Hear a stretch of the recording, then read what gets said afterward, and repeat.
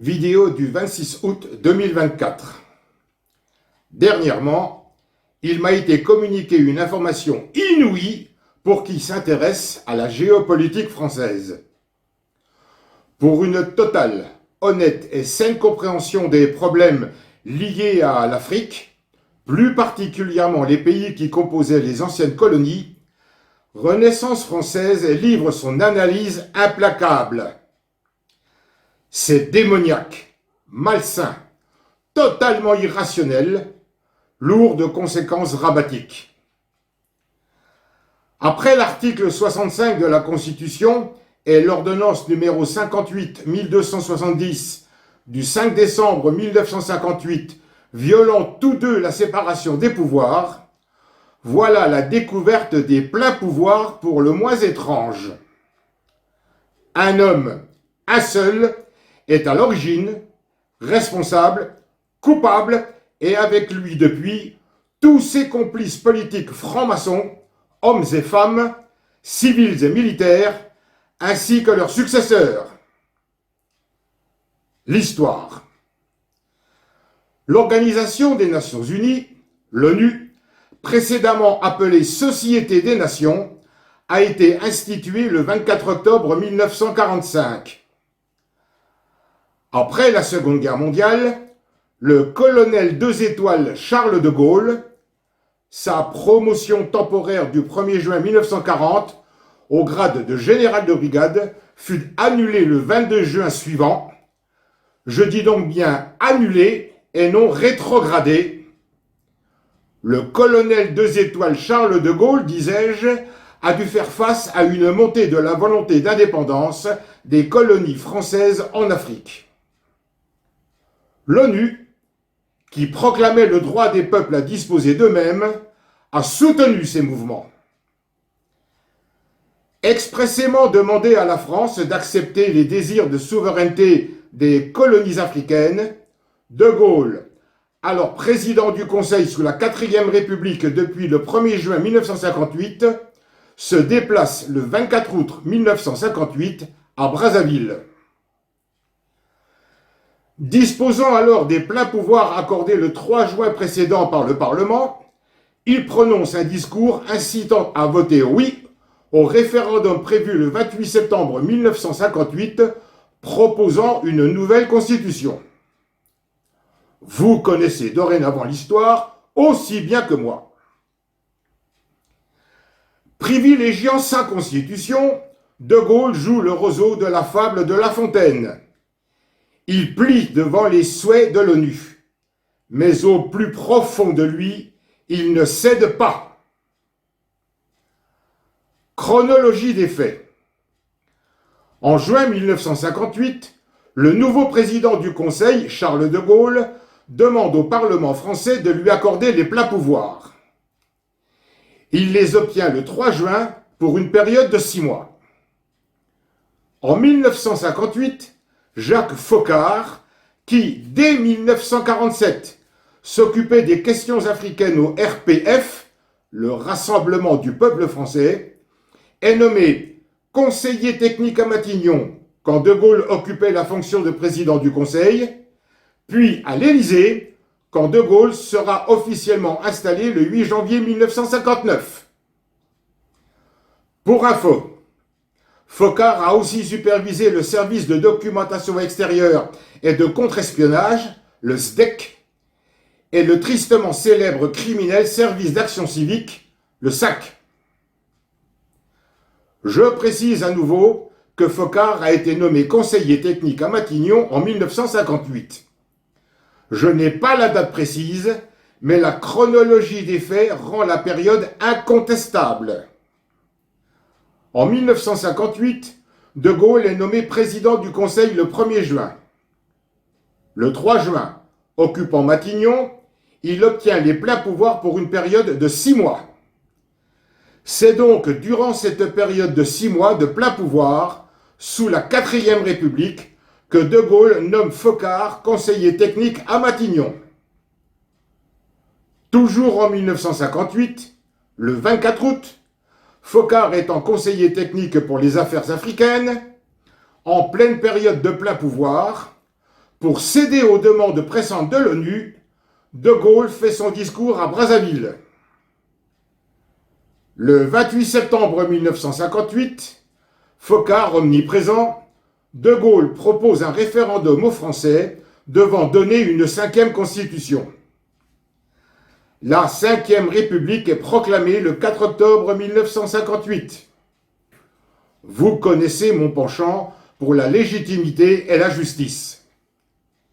Légalement, légitimement, la période des pleins pouvoirs de 6 mois, 3 juin 1958 plus 6 mois égale 3 décembre 1958, devait en réalité se terminer à l'avènement de la 5e République le 4 octobre 1958, car De Gaulle n'était plus président du Conseil de la 4e République pour compter du 4 octobre 1958 et n'a pas été nommé Premier ministre de la 5e République par le président René Coty. Plus grave, d'un point de vue juridique et moral, les pleins pouvoirs du 3 juin 1958 accordés au président du Conseil De Gaulle et non au président de la République René Coty devaient légitimement se terminer le 4 octobre 1958, puisque du 4 octobre 1958 au 8 janvier 1959, De Gaulle n'occupait aucune fonction officielle. Je pose la question. Quelle autorité politique légitime détenait les pleins pouvoirs du 4 octobre au 3 décembre 1958 ? Sa constitution plébiscitée le 28 septembre 1958, la France entre dans l'ère de la 5e République le 4 octobre 1958 avec un président, certes élu sous la 4e République, mais toujours légitime, et un citoyen lambda squatter à Matignon. À propos, je veux ici rapporter une rectification historique. Je lis ça et là que De Gaulle a été le premier président de la 5e République. C'est faux. Le premier président de la 5e République fut René Coty. Si De Gaulle a remporté l'élection du 21 décembre 1958, il n'était pas pour autant président ce jour-là. Ce n'est qu'à la validation des résultats par le Conseil constitutionnel, le 8 janvier 1959, que De Gaulle fut proclamé président. Élu sous la 4e République, la 5e étant née le 4 octobre 1958, le président Coty démissionnait ce jour 8 janvier 1959. Conclusion, du 4 octobre 1958 au 8 janvier 1959, c'est René Coty qui occupait l'Élysée. C'est donc lui, le premier président de la 5e République. Dont acte.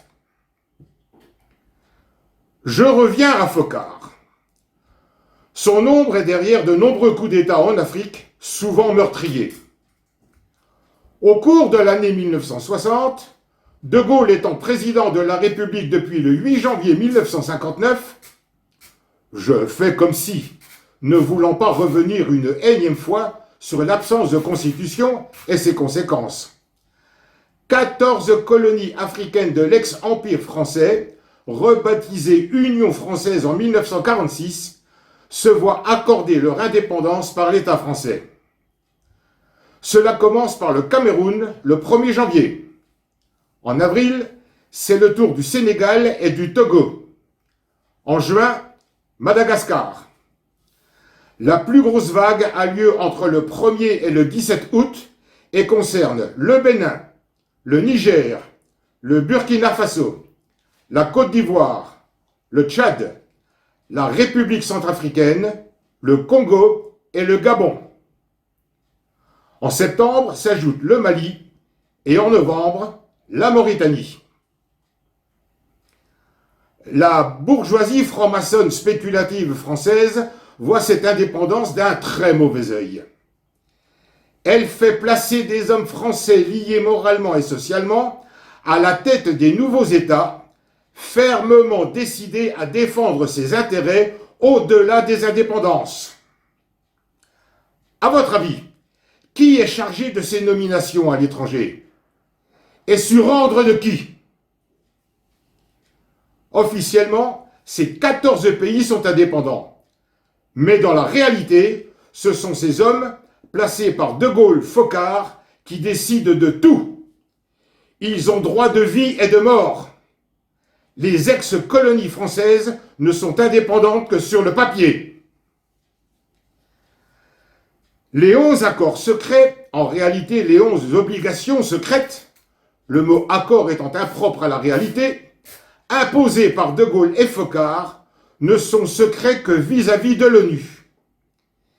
Et l'emploi du mot secret revêt toute son importance. Pourquoi des accords secrets? Y avait-il quelque chose à cacher? Quand on prend connaissance de cette dictature écrite, on comprend tout. C'est ignoble, inhumain. Quand je vous disais, il y a quelques minutes, que De Gaulle avait une idée en tête. Son discours de Brazzaville le 24 août 1958 fut un écran de fumée en direction de l'ONU, de la poudre aux yeux, une fumisterie. De Gaulle a leurré l'ONU, le machin, comme il la nommait dédaigneusement. Aucune ex-colonie française n'est réellement indépendante. Aucune. Je ne vais pas faire ici un inventaire à la Prévert des escroqueries, extorsions sous la menace, spoliation, népotisme, coup d'État, assassinat commis par l'oligarchie franc-maçonne gaulienne perpétrée par De Gaulle, Foccart depuis 1960 et qui perdure aujourd'hui. Par exemple, en 2006, 36 ans après le décès de De Gaulle, en Côte d'Ivoire, indépendante depuis août 1960, des hélicoptères de combat et des forces spéciales françaises sont intervenus directement dans le conflit entre messieurs Laurent Gbagbo et Alassane Ouattara et ont tiré sur des civils. L'armée française a massacré 65 civils ivoiriens non armés et en a blessé 1200 autres. En 2006, c'est Chirac, chef des armées, qui était à l'Élysée, et De Villepin à Matignon, Premier ministre, chef du gouvernement qui détermine et conduit la politique de la nation, qui disposait de la force armée. Pourquoi l'armée française est-elle alors intervenue dans un conflit interne d'un pays souverain? La Côte d'Ivoire avait-elle déclaré la guerre à la France? Je suis particulièrement bien renseigné. Je connais la raison de l'intervention de l'armée française qui s'est déshonorée par sympathie sur l'entier continent africain ce jour-là. Assassiner des civils non armés sur ordre de l'Élysée et Matignon n'a rien de glorieux. C'est facile d'ordonner la mort de civils, le cul bien calé dans un fauteuil de cuir. Je n'oublie pas aussi le massacre de Thiaroye au Sénégal, le 1er décembre 1944. Le 3 juin 1944, à Alger, De Gaulle constitue le gouvernement provisoire de la Troisième République française. Toujours bien renseigné, il ne pouvait donc ignorer le massacre, le carnage, l'assassinat de masse perpétré par l'armée française le 1er décembre 1944 à une quinzaine de kilomètres à l'est de Dakar. Voir ma vidéo du 21 novembre 2023. Le 1er décembre 1944, des militaires français blancs ont assassiné des militaires français d'outre-mer noirs. Qui a donné l'ordre de tirer froidement sur des tirailleurs sénégalais ce vendredi 1er décembre 1944? Et après, on s'étonne que des Sénégalais, des Ivoiriens, les Africains n'apprécient pas la France. Les Français appréciaient-ils les envahisseurs nazis entre 1940 et 1944? Peuple de France, ouvre une bonne fois pour toutes les yeux sur les causes réelles et compréhensibles générant un très sérieux conflit entre nous et nos frères noirs. Rappelle-toi le courageux comportement des résistants français luttant contre l'occupant nazi. Psychologiquement parlant, c'est la même chose. Perte de nos propres valeurs, de notre liberté, massacre de la population, vol du patrimoine culturel, saccage de notre pays. Nous ne l'avons pas accepté et pour certains, avons agi en conséquence. La résistance à l'oppresseur, en plein accord avec l'article 2 de la Déclaration des droits de l'homme et du citoyen du 26 août 1789. Je le cite afin d'être bien compris. Le but de toute association politique est la conservation des droits naturels et imprescriptibles de l'homme. Ces droits sont la liberté, la propriété, la sûreté et la résistance à l'oppression. Pourquoi alors critiquer les Africains qui veulent réellement s'affranchir du joug oligarchique dictatorial franc-maçon français? Tous les jours, nous sommes manipulés par la presse servile aux ordres de l'oligarchie mondialiste LGBT pédocriminelle. Il faut le dire haut et fort, les ressources africaines, pillées pendant des années, volées aux autochtones, ont grandement contribué à la richesse, avec un R majuscule, de la France, et dans une certaine mesure, à bâtir des fortunes personnelles colossales.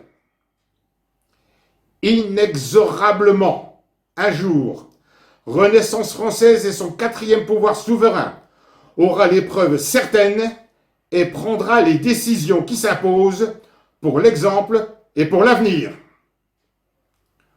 En attendant, constatant qu'on ne peut continuer éternellement d'accepter, voire subir cette situation sans réagir, qui génère un choc des cultures proches de la haine, Renaissance française entend rendre totalement justice aux peuples africains spoliés depuis plus de 60 ans et au peuple français que le mensonge et la manipulation des frangins Latruelle ont mené à une certaine défiance envers nos égaux noirs. Cette bonne volonté de la part de Renaissance française débutera par l'exhumation à la main, filmée, sous contrôle d'huissier, des dépouilles des soldats français tirailleurs sénégalais assassinés à Tiaroy et le décompte précis des boîtes crâniennes. Pas de pelle mécanique pour ne pas détériorer les preuves concernant la position des corps dans la fosse commune et leur nombre. L'ADN sera déterminé afin d'identifier les martyrs, leur offrir une sépulture militaire décente et honorer les familles endeuillées. Et ce n'est qu'un début. J'ai un instant pensé m'adresser aux chefs d'État africains, mais certains sont encore asservis à l'illégitime pouvoir exécutif français. C'est donc en direction des leaders d'opposition que j'adresse ces mots d'espoir. Mesdames et messieurs, si vous ne le savez déjà, j'ai l'honneur de vous informer que le simple Français que je suis est en mesure de démontrer que la France n'a jamais été dotée d'une 5e constitution le 4 octobre 1958. La violation de la séparation des pouvoirs contenue dans l'article 65 de la Constitution fait que l'article 16 de la Déclaration des droits de l'homme de 1789 entre d'office en vigueur. Que dit cet article 16? Toute société dans laquelle la garantie des droits n'est pas assurée, ceux de l'article 2 de la dite déclaration, ni la séparation des pouvoirs déterminée, n'a point de constitution. L'impact sociopolitique interne, géopolitique dans le monde, les répercussions internationales sont colossales, titanesques, démesurées, inquiétantes si non maîtrisées. Humble mais déterminé, je sais détenir le raisonnement juridique imparable, absolu, pour rétablir l'état de droit et de ce fait rétablir le climat de confiance entre la France et ses ex-colonies, africaines et autres. La violation flagrante de la séparation des pouvoirs, contenue dans l'article 65, totalement contradictoire avec l'article 64 précédent, et l'application de facto de l'article 16 de la Déclaration des droits de l'homme de 1789, référencé dans le préambule de la dite Constitution, donc indissociable, fait que cette Constitution est mornée le 4 octobre 1958. De ce fait, tous les traités, accords passés entre la France et vos pays respectifs sont nuls et non avenus, volent en éclats, y compris les 11 accords secrets. Les signataires français, n'ayant pu légitimement être élus en l'absence de constitution, ne disposaient pas de la légitimité constitutionnelle pour engager la France. Idem s'agissant de l'entrée dictatoriale de la France au sein de l'Union européenne sous l'ère Sarkozy. À propos des accords secrets, objet de cette vidéo, particulièrement concernant l'obligation d'utiliser le franc CFA, même l'Union européenne avait dénoncé ce système, demandant à la France de s'en débarrasser, ce qu'elle a toujours refusé. Mesdames et messieurs, si vous le désirez, je peux vous faire parvenir gracieusement, sous format PDF, le livre que j'ai écrit pour la circonstance. Il contient toutes les preuves irréfragables. Ce n'est pas sans raison que mes pères m'ont baptisé historien de la 5e Constitution. L'absence de 5e Constitution française et l'illégitimité de tout ce qui en découle estampillent définitivement l'indépendance de votre pays, la disposition à vous assumer totalement, grave votre indépendance dans le marbre de l'éternité, ce qui est préférable à l'acier des mitrailleuses et l'odeur de la poudre et du sang. Les peuples africains opprimés et le peuple français, sous autorité dictatoriale du trio sioniste Sarkozy, Hollande, Macron, mènent le même combat contre l'oligarchie plutocratique franc-maçonne pédocriminelle, mondialiste, corrompue. Désormais, il est possible de croire en une union de mon peuple avec le vôtre, par exemple, à l'instar du modèle helvétique, dans le cadre de la création d'une confédération des États franco-panafricains. Bien sûr, les laquais africains asservis à tous les illégitimes présidents français, usurpateurs, aujourd'hui à Macron, traîtres à leur patrie, devront rendre des comptes devant leurs peuples respectifs. Ces paroles, que j'assume, ne concernent pas le colonel Goïta du Mali, le capitaine Traoré du Burkina Faso et le général Tiani du Niger. J'ai bon espoir. Le 4e pouvoir souverain, dont je suis le créateur, issu d'une réflexion de Montesquieu datant de 1746, imprimée à Genève, vous apportera l'appui juridique indispensable. Parfois, la lumière met du temps à percer. Sinon, la France étant sur le fil du rasoir, s'en sera fini du pays des droits de l'homme, du pays des Lumières, le pays qui a construit et fait don à l'Amérique de la statue de la liberté que l'administration Biden a tendance à oublier. Je n'aime pas du tout cette actuelle Amérique socialo-sioniste et hégémonique, criminelle, que beaucoup pensent qu'elle est en phase d'implosion. Tout ce gâchis parce qu'un jour de 1958, assisté par son homme de main, le colonel 2 étoiles de Gaulle, leurrant le nu, lui mentant, a volontairement entamé le processus diabolique de spoliation de vos territoires, de vos richesses, la paupérisation et le nouvel esclavage de vos peuples. Tout le travail de Victor Schœlcher saccagé, anéanti. Renaissance française sait quoi faire et comment le faire. Mais, consciente de l'importance grandissante porteuse d'avenir des BRICS, elle n'agira pas en Afrique sans votre participation active. La libération des peuples viendra des peuples eux-mêmes. Cette vidéo se résume en quelques mots. Il n'appartient pas à l'État de tout savoir sur le peuple. En revanche, il appartient au peuple de tout savoir sur l'État. En cela, le 4e pouvoir souverain de Renaissance française, dont je vous fais cadeau, inscrit dans les constitutions, est la clé pour un avenir dépourvu de guerre, de famine, de corruption, de LGBT contre nature, de pédocriminels. En fait, je le dis sans embâche ni arrière-pensée, c'est vous, hommes et femmes africains subsahariens des anciennes colonies françaises, qui détenez aujourd'hui la destinée, voire l'existence de mon pays. S'il vous plaît, ne commettez pas la même erreur que celle commise à votre encontre par l'oligarchie criminelle française. Une vengeance ne sert à rien, sacrifierait des vies et ferait perdre un temps précieux à l'humanité. Tout est encore possible aujourd'hui. Je vous salue amicalement.